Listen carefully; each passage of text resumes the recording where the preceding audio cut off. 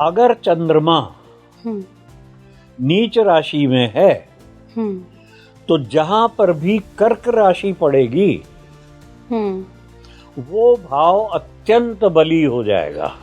अगर आपकी कुंडली में 3 ग्रह उच्च के हैं और अगर नीच का एक भी ग्रह नहीं है तो आपकी कुंडली बेकार है। ग्रह जिस राशि में नीच का हो रहा है उसके स्वामी को नोट कर लो। अब उस ग्रह जो उसका स्वामी है वो किस राशि में उच्च का होता है, उसके डिस्पोजिटर का उच्च का स्वामी अगर वो उस नीच ग्रह को देख रहा है पावरफुल नीच भंग राजयोग होता है।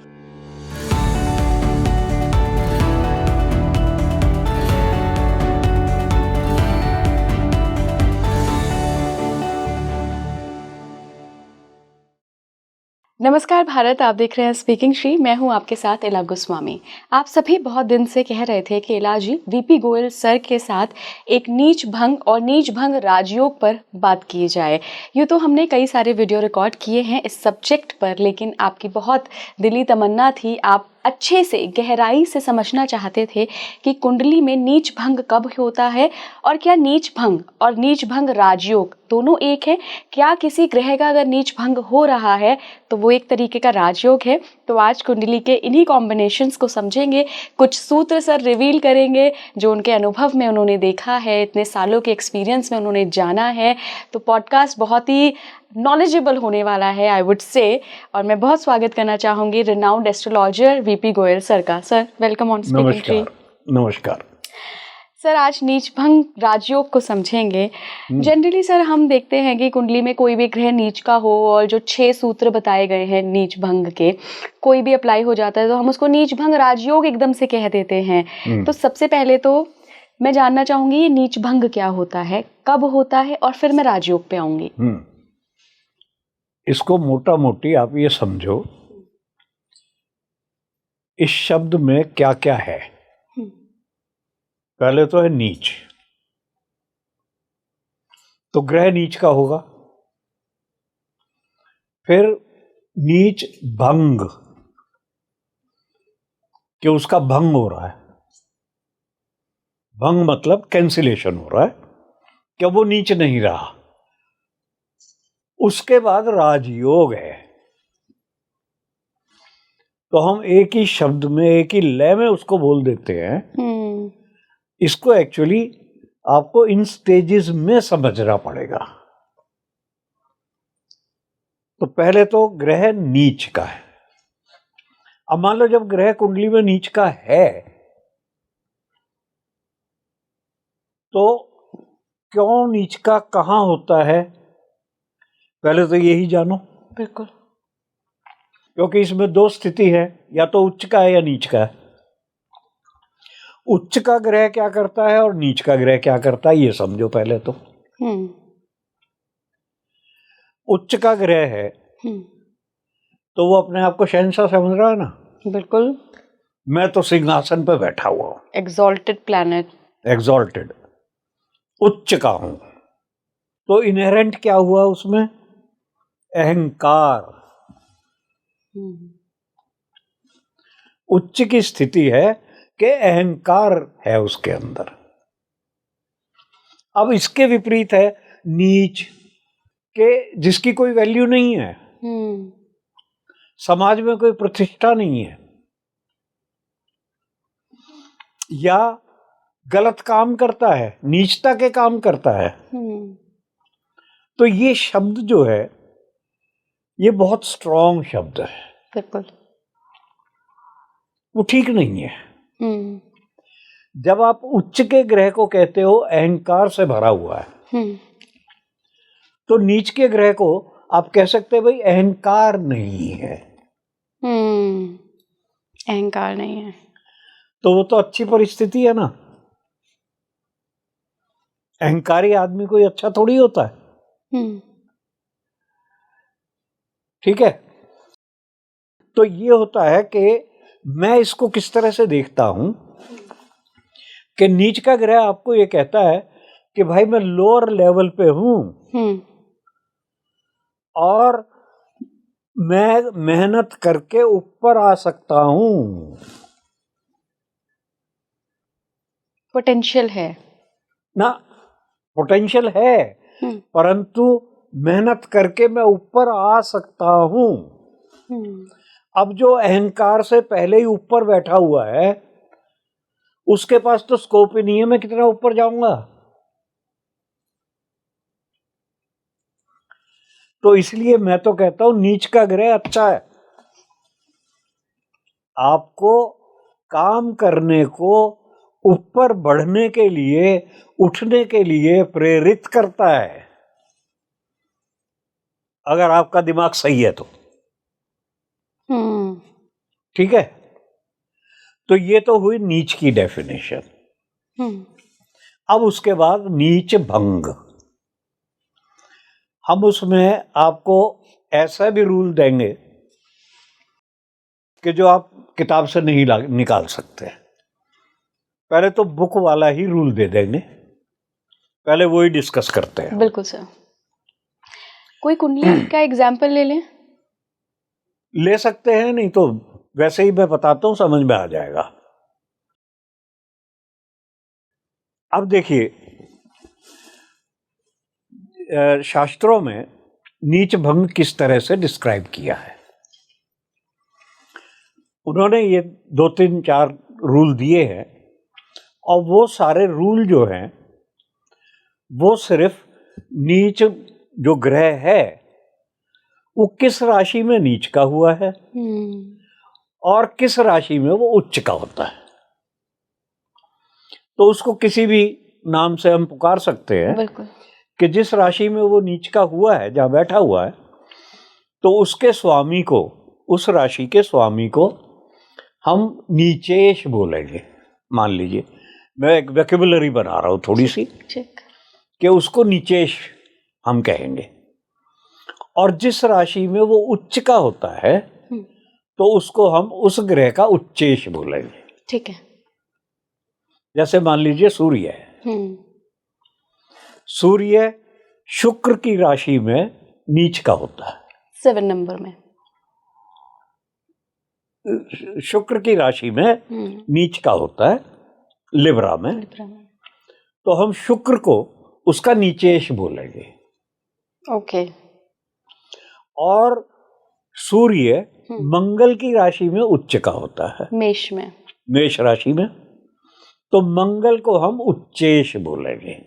ओके, ठीक। ये 2 वर्ड आप समझ लो। बिल्कुल समझ लिए सर। और इससे सारे रूल बन जाते हैं। अब ये रूल क्या है? सबसे पहला, ग्रह का उच्चेश या नीचेश लगन से या चंद्रमा से केंद्र में हो। 2 रूल हो गए। ग्रह का उच्चेश या नीचेश ग्रह के साथ संबंध बना रहा हो, युति में आ जाए, युति हो, एस्पेक्ट हो, वो उसको एस्पेक्ट कर रहा हो, तो हो जाएगा। इन दोनों में स्थान परिवर्तन हो जाए, उच्चेश और नीचेश ये आपस में संबंध कर लें, या उस ग्रह का नक्षत्र परिवर्तन हो इनके साथ। नक्षत्र परिवर्तन हर किताब में नहीं लिखा है, परंतु होता है, उसके लिए आप जाना पड़ेगा। तो ये रूल शास्त्रों में दिए गए।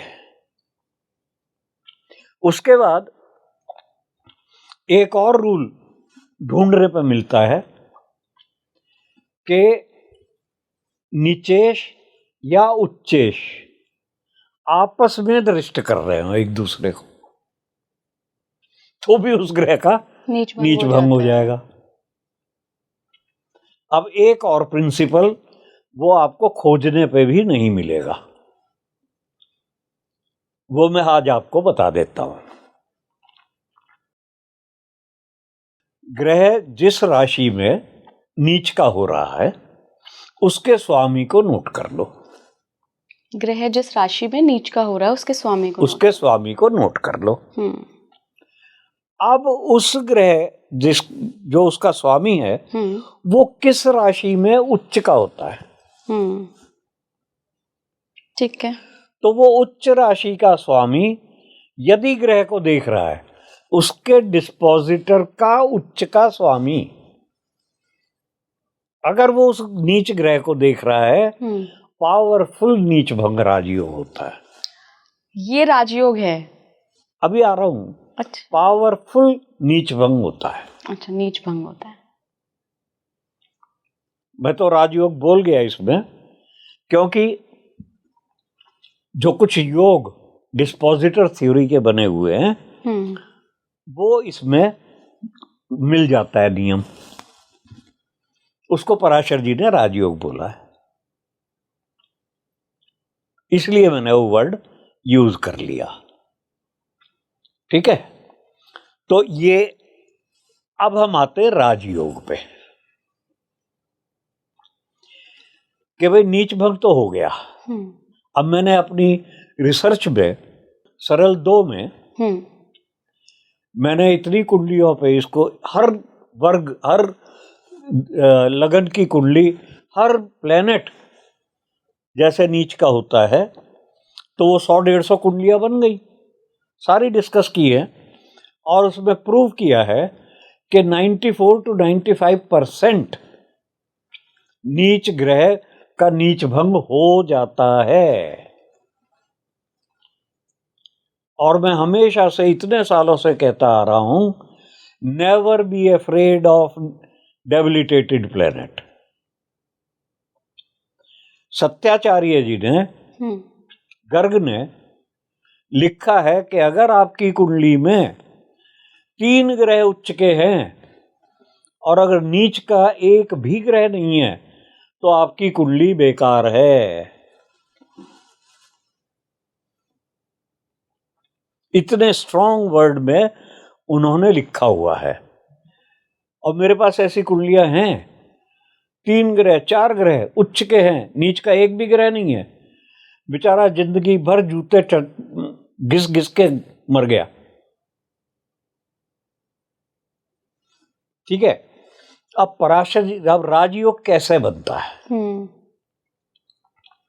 भाई नीच भंग तो हो गया। अगर वो ग्रह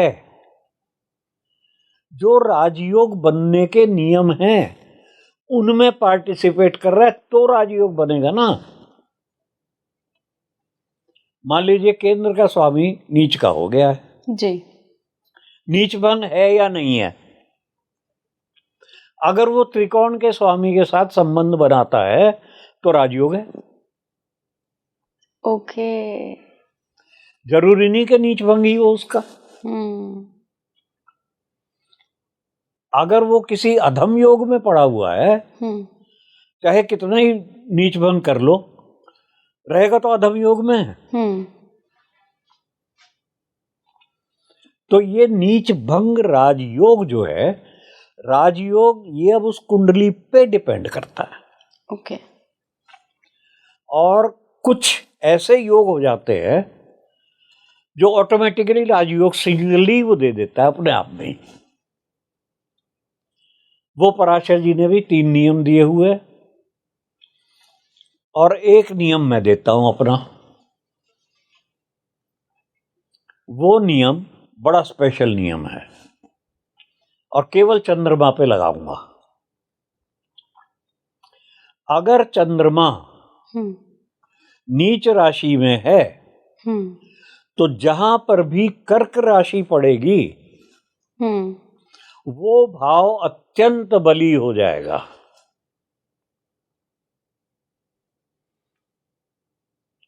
जैसे मेरी कुंडली में है, मिथुन लगन है, चंद्रमा 6ठे भाव में नीच का है, कर्क राशि दूसरे भाव में पड़ी तो दूसरा भाव बली हो गया।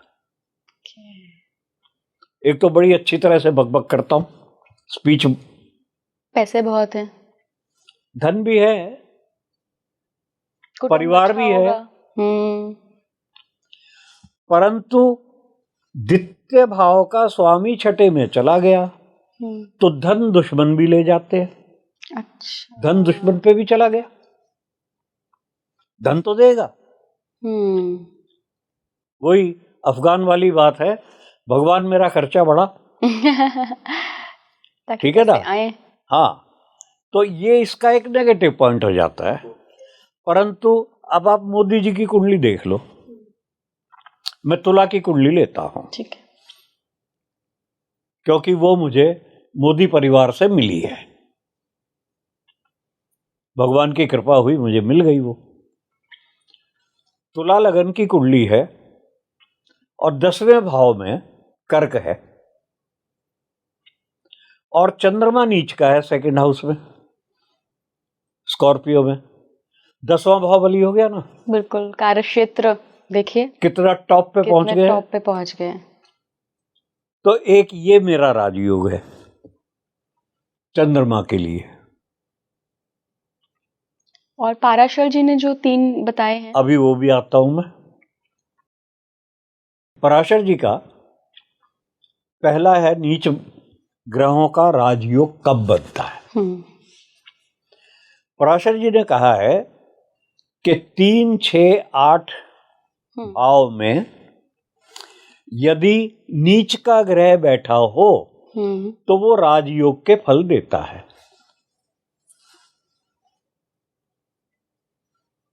ठीक है, जैसे मैं अपनी तो बता ही चुका, 6 में 6ठे भाव में चंद्रमा तो राजयोग नीच का है, वो राजयोग फल देता है। और किसी का अष्टम में कोई नीच हो तो भी राजयोग। हाँ, अच्छा, अब इतना तक तो लोग सोचते हैं ये पूरा श्लोक नहीं है, ये आधा पार्ट है। पूरा श्लोक है 3, 6, 8वें भाव में नीच का ग्रह बैठा हो और लग्नेश लगन को देख रहा हो, तब पूर्ण राजयोग बनता है। तो लोग ये देख करके इसमें नीच का ग्रह बैठा है खुश हो गए, सेकंड पार्ट भूल जाते हैं कि लग्नेश लगन को देख रहा हो। मतलब लगन बली हो गई ना, फिर तब राजयोग बनता है। इसकी एक और मॉडिफिकेशन पराशर जी ने 3रे श्लोक में दी है, वो ये है कि जो नीच का ग्रह हो वो लगन को देख रहा हो तो भी राजयोग हो जाता है। 3, 6, 8 में ये इस कॉन्टेक्स्ट में नहीं दिया है, उन्होंने दूसरा जो श्लोक है, अब मैं इनको मिक्स करके बताऊंगा। दूसरा श्लोक है 6, 8, 12 त्रिक भाव में। त्रिक भाव का स्वामी नीच का हो, नीच राशि में हो और लग्नेश लगन को देखता हो, ये कंडीशन है। हम भूल जाते हैं इसको देखने में। त्रिक भाव के साथ भी लग्नेश का ये है। हाँ, कि त्रिक भाव का स्वामी नीच का हो, नीच राशि में हो और लग्नेश लगन को देख रहा हो, या जो नीच का ग्रह है वो लगन को देख रहा हो, तब पूरा राजयोग बनता है। तीसरा श्लोक है 6, 8, 12 के स्वामी अस्त हो, नीच राशि में हो, शत्रु की राशि में हो, यही है, शत्रु की राशि में हो और लग्नेश लगन को देख रहा हो तो भी राजयोग बनता है। सर, मैंने ऐसा सुना है कि त्रिक भाव के जो स्वामी होते हैं, कि अगर 6ठे भाव का स्वामी अष्टम में या 12th में चला जाए वो भी एक दूसरा विपरीत राजयोग, वो विपरीत राजयोग है, वो सरल विमल कमल, वो नहीं मैं कह रहा हूँ, वो विपरीत राजयोग इसमें नहीं आएगा, वो नहीं है। हम इसमें सिर्फ इसमें ये है कि 6, 8, 12 के स्वामी नीच राशि में हो, नीच राशि में अस्त हो या शत्रु राशि में हो, तो क्या कह रहा है वो कि त्रिक भाव के स्वामी को अच्छी तरह से मार पीट के रखो। मार पीट के रखो। भाई या तो उसको नीच का कर दो, या उसे सूरज की रोशनी में छुपा दो, अस्त कर दो, या उसे शत्रु के घर में बैठा दो। उसको कमजोर कर रहे ना। मैं इसमें क्या और ऐड करता हूं कि शत्रु से दृष्टि भी करा दो, पापी ग्रह से, और मारो। मतलब गड्ढे में तो डाल ही दिया है, ऊपर से उस पर लाठियां और बरसा दो। तो जो त्रिक भाव का स्वामी है वैसे ही मर गया, आपका क्या फल देगा? और पराशर जी कहते हैं वो राजयोग देगा। आपने एक बहुत बड़े गुंडे को, किसी को पकड़ के ठोक पीट के थानेदार बना दिया है नहीं? तो ये भी तो एडमिनिस्ट्रेशन है। बिल्कुल। वो थानेदार बन गया तो उस इलाके में और कोई गुंडा नहीं रह सकता, फिर कोई बदमाशी नहीं करेगा। भाई देखो, ग्रह वो ही करते हैं जो आप करोगे उन परिस्थिति में। अपने आप को ग्रह से अलग मत समझो। तो ये 3 नियम पराशर जी के थे, जो नीच ग्रह अपना बढ़िया फल देते हैं। सर देखिए, आपने कहा कि 95% कुंडलियों में नीच भंग हो ही जाता है हर नीच ग्रह का। राजयोग बहुत कम कुंडलियों में बनता है। और जो आपने अच्छे वाले बताए हैं, जो आपके अपने रिसर्च के हैं, ये तो बहुत ही कम नहीं पराशर जी के हैं। मैं तो अपना एक बता रहा हूँ, एक बता रहे हैं। तो ये बहुत रेयर कुंडलियों में होता है जब राजयोग बनता है। 2 मैंने बताए हैं सिर्फ आपको नए पॉइंट जी। एक तो ये कि भाई नीच भंग कैसे हो जाता है। जी। वो डिस्पोजिटर का उच्चेश लेकर के और फिर करके। जी। तो सर यहाँ सवाल ये उठता है कि ऐसे कई लोगों के मुंह से मैं सुनती हूँ जिनके कुंडली में नीच भंग राजयोग क्रिएट हो रहा है, लेकिन वो क्या प्लैनेट्स पे भी डिपेंड करता है? क्योंकि प्लैनेट अपना एक कारकत्व लेकर चलता है ना, कि नहीं, वो सूर्य का हो रहा है तो क्या फायदा मिलेगा, शुक्र का हो रहा है। वो ठीक है, मानता हूँ। हमारा टॉपिक आज का हो रहा है नीच भंग राजयोग। बिल्कुल सर, मैं उसके ही रिजल्ट पे भी आऊंगी। उसी के उसमें मैं कह रहा हूँ, अब अगर राजयोग बन रहा है, कोई भी प्लेनेट हो, कोई भी प्लेनेट हो, अपने समय पर वो फल देगा। समय अपने कारकत्व के फल देगा दशाओं में। अब समय मतलब दशा, और अपने कारकत्व। अब जो कारकत्व हैं इनको भी समझना अब बहुत कंफ्यूजन हो जाता है कई दफे, क्या फल देगा। हाँ सर। ठीक है, तो मैं इन कारकत्व को 3 तरह के मानता हूं। एक तो जो नेचुरल कारकत्व दिए हुए हैं कि भाई चंद्रमा मन का है, माँ का है इस तरह से है, तो वो उसके नेचुरल सिग्निफिकेशन से कारकत्व है। एक तो उसका फल देता है, दूसरा होता है एक्वायर्ड। कुंडली के हिसाब से क्या और कारकत्व उसको मिले, वो आता है लॉर्डशिप से। कि कुंडली में कहाँ का वो स्वामी है, तो वो वहां का भी फल देगा ना। अच्छा भाई 9th लॉर्ड हो गया, धर्म का, फादर का, ड्यूटीज का, अपना उसका भी फल देगा। 4थे का हो गया सुख, माँ, सबका देगा, चाहे वो शनि हो चाहे वो सूर्य हो, वो भी तो फल देगा वो। और तीसरा होता है जो इम्पोज्ड होता है उसके ऊपर। अब ना तो उसका नेचुरल है, ना वो कहाँ का लॉर्ड है, परंतु दूसरे लोग उसके पीछे पड़े हुए डंडा लेके आस्पेक्ट जो कर रहे हैं, वो भी तो अपना इन्फ्लुएंस डालेंगे ना उस पे कि भाई मैं देखो तुम मेरे कहे पे चलेगा। अब कितना चलता है उसके कहने पे, वो दोनों की बराबर की स्ट्रेंथ पे डिपेंड करता है कौन सा बली है। ठीक है, अब मान लो मैं और इला बात कर रहे हैं, मैं इला को दृष्ट कर रहा हूं, नहीं तू ऐसे करेगी, अब अगर इला स्ट्रांग है तो कहेगी भाड़ में जा, मैं तो अपने मन की भी तो करूंगी। अगर जो दृष्ट कर रहा है वो स्ट्रांग है तो उसको चलना पड़ेगा उसके कहने पे। तो ये कारकत्व लोग भूल जाते हैं कि एक्वायर्ड क्या है और इम्पोज्ड क्या है। सर क्या नीच का जो प्लैनेट होता है उसकी दृष्टि स्ट्रांग होती है या कुछ अंतर आता है? दृष्टि सेम है। सेम है। अब ये स्ट्रेंथ की बात है ना, कौन कितना बली है।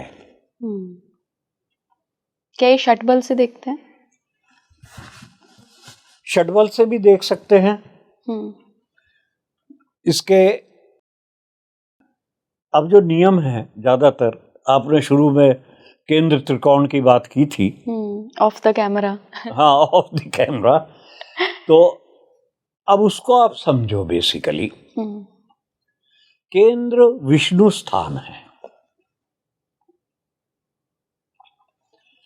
विष्णु जी का रोल है सुख देना, दुनिया को चलाना, केंद्र।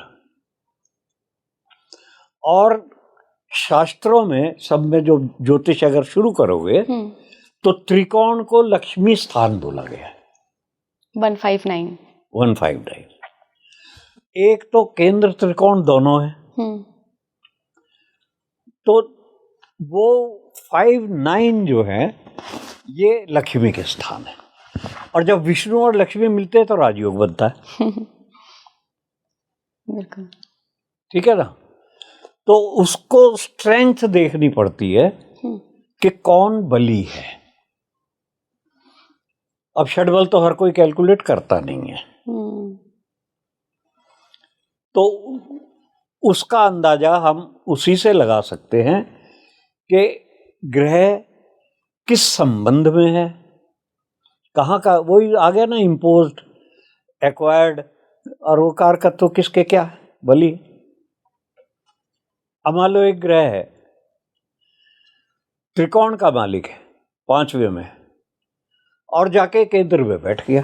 अब चाहे संबंध और किसी का नहीं है, परंतु लक्ष्मी स्थान का मालिक विष्णु स्थान में चला गया।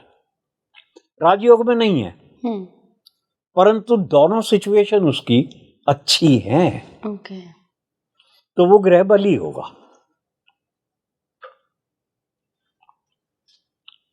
ठीक है ना। तो उस तरह से इसको हम देखते हैं। सर केंद्राधिपति दोष क्या होता है?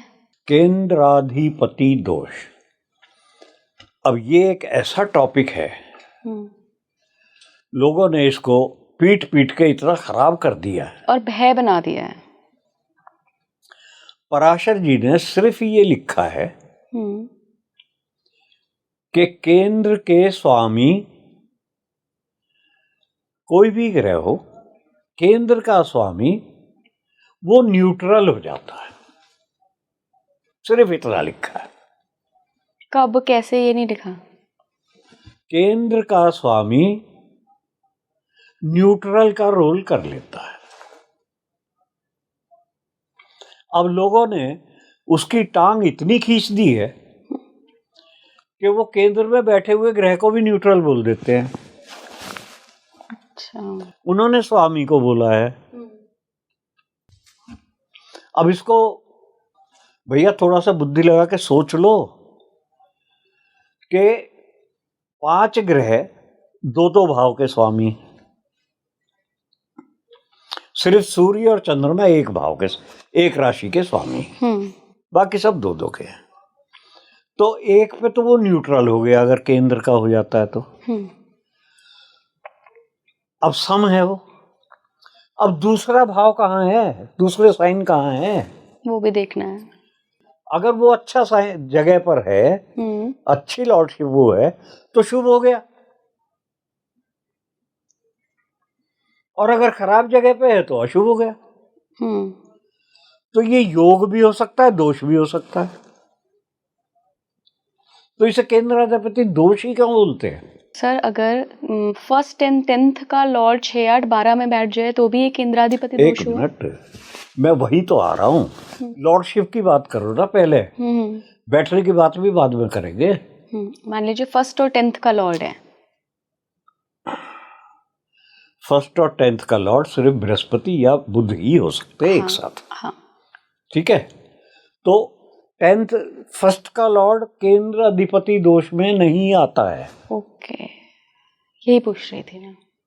वो गुड है हमेशा। ओके।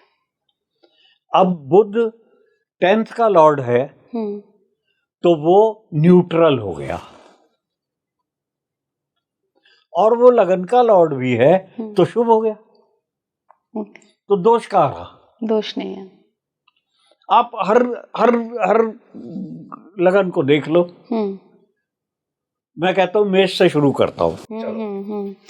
पहले और 8वें घर का। मेष से शुरू करता हूँ। ठीक। केंद्र अधिपति दोष की बात कर रहे भाई, 8 की तो बात ही नहीं कर रहे हम। 4थे भाव का स्वामी चंद्रमा, सिर्फ उसी भाव का स्वामी है वो, दूसरा भाव है नहीं उसका, दूसरा साइन है नहीं। हाँ। तो चंद्रमा न्यूट्रल है, सम है। अब उसका जो संबंध जहां जाएगा, जिसके साथ भी बनेगा, वैसा रंग वो ले लेगा। ठीक है। अब शुक्र है, वो आपके 7वें भाव का स्वामी है, न्यूट्रल हो गया। 7वें भाव का स्वामी होकर शुक्र न्यूट्रल हो गया। और फिर वो 2nd हाउस का स्वामी है, 2nd हाउस भी न्यूट्रल है। अच्छा। 2nd हाउस भी न्यूट्रल हाउस माना जाता है। तो मेष लगन के लिए शुक्र न्यूट्रल प्लेनेट है और मारक है, 2 और 7 मारक है। ठीक है। अब इसका संबंध जिसके साथ है वैसा कलर हो जाएगा उसका, शुद्ध पानी हो गया। अब ये न्यूट्रल है। अब दशमेश देख लो, शनि। दशम भाव का मकर का स्वामी होकर के वो न्यूट्रल है। ठीक। और 11वें भाव का स्वामी होकर के वो पापी हो गया, त्रिषडाय का। तो मेष लगन के लिए शनि पापी है। हर लगन के लिए देख लो भाई केंद्र को, ऐसे हम देख सकते हैं। तो इसमें आप अगर एक एक को एनालाइज करोगे तो केवल 6 कॉम्बिनेशन खराब पापी ग्रह के आते हैं और 6 शुभ के आते हैं राजयोग के। ये भी मैं कवर कर चुका हूँ, इतना कुछ लिखा है मैंने ज्योतिष में, छोटा नहीं है कोई पॉइंट। केंद्र अधिपति दोष भी मैंने कवर किया हुआ डिटेल में। सर, आपके इतने सालों के एक्सपीरियंस से अगर मैं मोटा मोटा आंकड़ा पूछूं परसेंटेज में, तो हम जिस नीच भंग राजयोग की बात कर रहे हैं, जो बेहतरीन राजयोग है, ये लगभग कितने % कुंडलियों में होता होगा? नहीं, ऐसा है, राजयोग देखो, नीच भंग तो मैंने बता दिया 95% पे हो जाता है। और राजयोग की नीच भंग की वजह से, बाकी और बहुत है राजयोग बनने के कॉम्बिनेशंस, इसकी वजह से आप कह लो कि अब स्टैटिस्टिक्स मैंने नहीं की है, परंतु बहुत कुंडलियों में कम से कम 15-20% कुंडलियों में तो मिल जाता होगा राजयोग, बाकी में नहीं मिलता है। दोनों में सर फर्क क्या है? अगर किसी के में नीच का ग्रह है और नीच भंग हो रहा है, जो कि 94% कुंडली में होता है, और एक है कुंडली जिसमें नीच का प्लैनेट है, नीच भंग हो रहा है, साथ में राजयोग भी हो रहा है। हाँ, तो दोनों कुंडलियों में फर्क क्या दिखेगा जातक को? भैया कि राजयोग है, अच्छी पोजीशन पे जाएगा। जो सिर्फ नीच भंग हो गया है, नॉर्मल लाइफ रहेगी। राजयोग पोजीशन देता है, अच्छा, स्टेटस देता है। और सर स्पिरिचुअली अगर बहुत इंक्लाइंड है कोई व्यक्ति, साधु महात्मा की कुंडलियों में भी होता होगा ये राजयोग, उनके लिए कैसे बेनिफिशियल होता है? ऐसा है, स्पिरिचुअल और रिलीजन में फर्क करो पहले तो। बिल्कुल बिल्कुल सर। ठीक है, दूसरा, जो इंडल्जेंस आती है हम्म स्पिरिचुअल में अच्छी तरह जाने की, हम्म उसके करता है शुक्र शुक्र। और शनि। शनि कंसंट्रेशन देते हैं और शुक्र लस्ट देते हैं। स्पिरिचुअलिज्म से आदमी कब भटकता है? जब शुक्र खराब हो जाए। बहुत सारे, अब आनंदमयी माँ है, उनका शुक्र उच्च का है, तो लस्टफुल होना चाहिए? नहीं, ये शुक्र के संबंध से आता है। अगर शुक्र नीच का है तो लोग कहते हैं वो अध्यात्म के लिए अच्छा है। नहीं भाई, तुम्हारे विचार ही नीच के हो गए, लस्ट के। शुक्र उच्च आपको स्पिरिचुअल से अलग नहीं करता।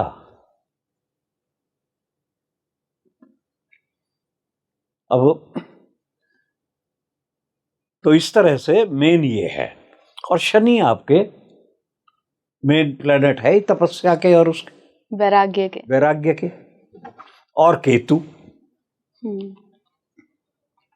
सबसे स्ट्रॉन्ग प्लेनेट अध्यात्म के लिए वो केतु है।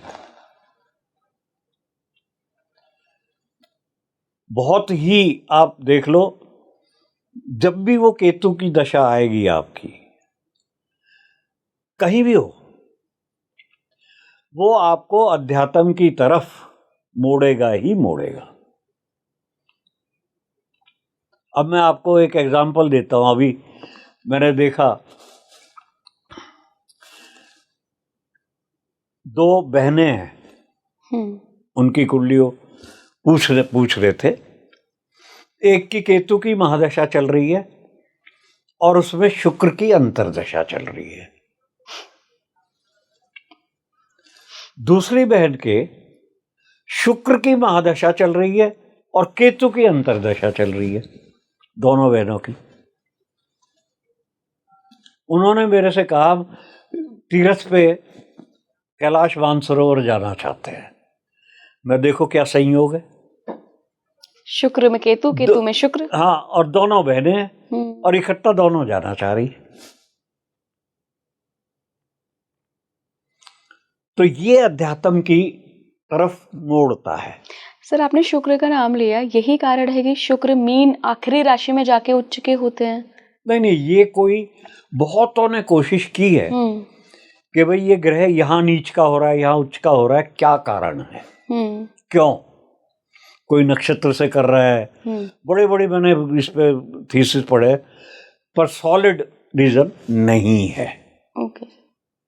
ये हमारे ऋषि मुनियों की दिव्य दृष्टि ही थी कि जो ये डिसाइड किया है।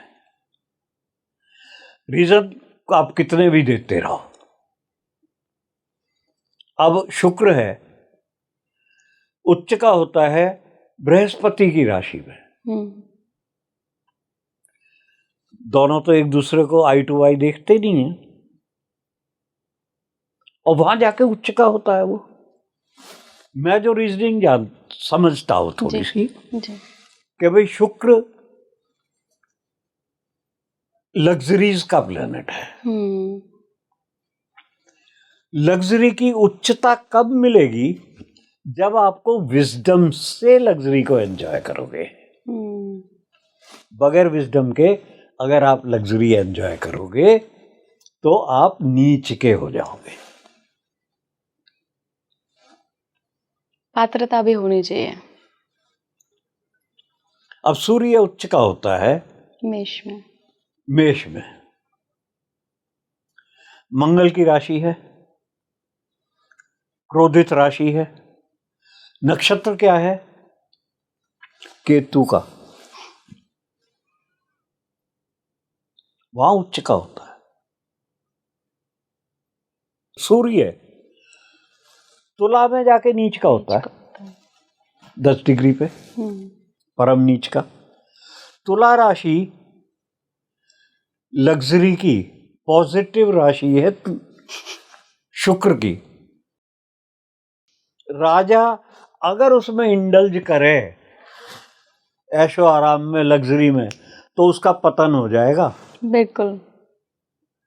तो देखिए नीच के प्लैनेट्स हमसे कितना कुछ कह भी रहे हैं सर। मैं वही कहता हूं कि जो ऋषि मुनियों ने ही क्या सोच के कहां पर किसको उच्च नीच, कौन सी राशि किसकी है, ये हमारे भैया बस की बात नहीं है। उसके लिए उनकी दिव्य दृष्टि ही थी, दिव्य ज्ञान था। सर एक और सवाल है नीच भंग राजयोग पे। जी।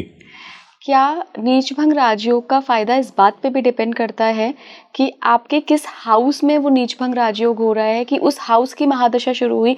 अब मान लीजिए किसी के सेकंड हाउस में नीच भंग राजयोग हो रहा है और सेकंड हाउस के लॉर्ड की दशा शुरू हो गई है, तो हो सकता है आपका कुटुंब बढ़ जाए, आपको आपकी बाड़ी में और ज्यादा अच्छाई आ जाए, पैसा बढ़ जाए। नहीं, वो तो पूरी कुंडली पे डिपेंड करता है। अच्छा, कुंडली पूरी उस पे डिपेंड करता है।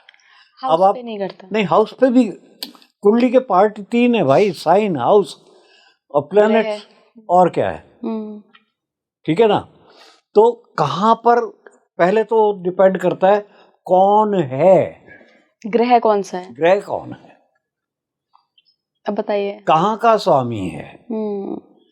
अब बहुत से ग्रह 2 भाव के स्वामी हैं, एक के लिए अच्छा फल दे रहे, एक के लिए खराब फल दे रहे, नीच में, और नीच भंग हो रहा है। तो किसका नीच भंग हो रहा है। अब मान लीजिए मैं कहता हूं कुछ ग्रह ऐसे हैं कि जो दोनों ही भाव, जिनके खराब भाव में पड़ते हैं, जैसे मंगल है मिथुन के लिए, मंगल 6ठे भाव का और 11वें भाव का स्वामी है। एक तो त्रिक भाव हो गया, एक स्ट्रॉन्गेस्ट त्रिषडाय भाव हो गया, और त्रिक भी है और त्रिषडाय दोनों भी है।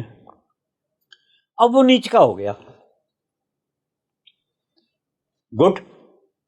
एक मैंने गलत प्राणी को नीच का कर दिया। पराशर जी ने भी यही तो कहा कि 6ठे का भाव का स्वामी अगर नीच का हो जाए, अस्त हो जाए, शत्रु राशि में बैठ जाए तो अच्छा है। भाई जैसा डेली आप लाइफ में देखते हो कि जो गुंडा है उसको 5-7 थप्पड़ मारते रहो तो ठीक रहता है। तो ये डिपेंड करता है कि किस भाव का स्वामी है, कौन नीच हो रहा है। अब मान लो आप 9th लॉर्ड को नीच का कर दो, है हमारे पॉलिटिशियंस में कईयों का है 9th लॉर्ड को नीच का कर दिया।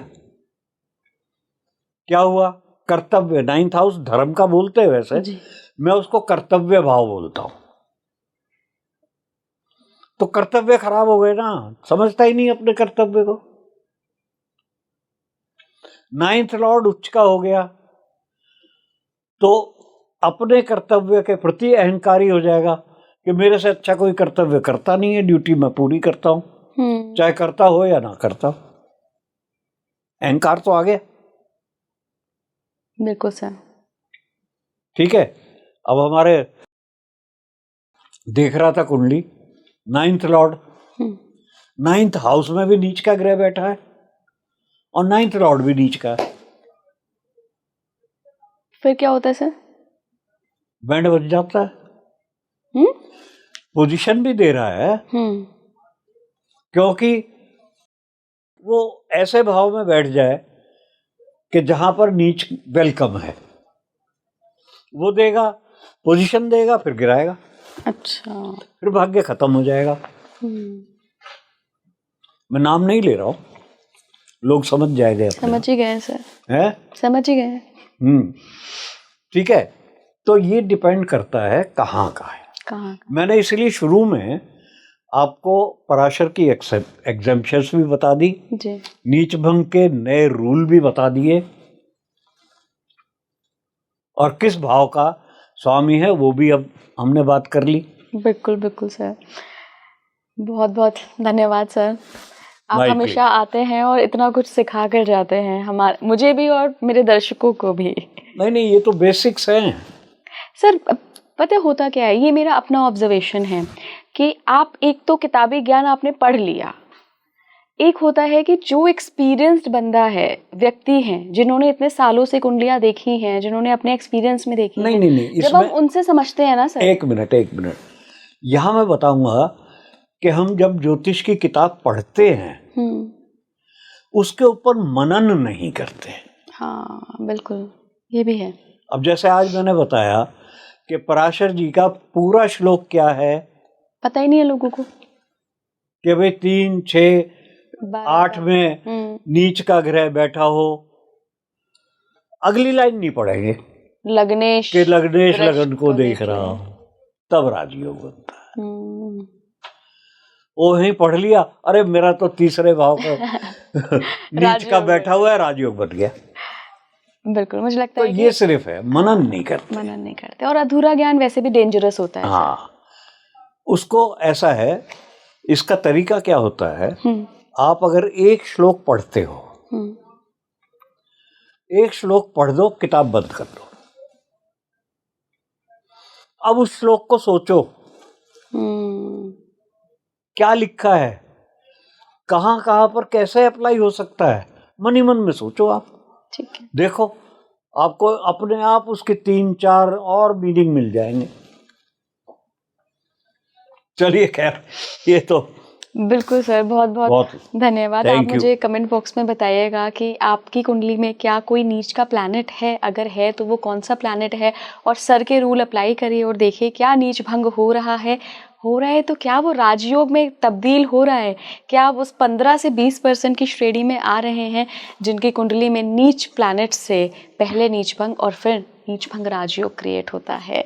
आज के लिए इतना ही। कमेंट बॉक्स में बताते हुए जाइएगा कैसा लगा आपको ये पॉडकास्ट। और हाँ, जैसा कि सर ने कहा, देखिए हम कभी भी किसी भी गुरु का ज्ञान सुनते हैं तो वो जिस बात पर जोर देते हैं, जैसा सर ने दिया कि आधी अधूरी नॉलेज मत लीजिए, पढ़िए और फिर मनन करिए, फिर देखिए कि आपके हर सूत्र अच्छे फिट होंगे और ज्ञान भी बढ़ेगा। जुड़े रहिए स्पीकिंग ट्री के साथ।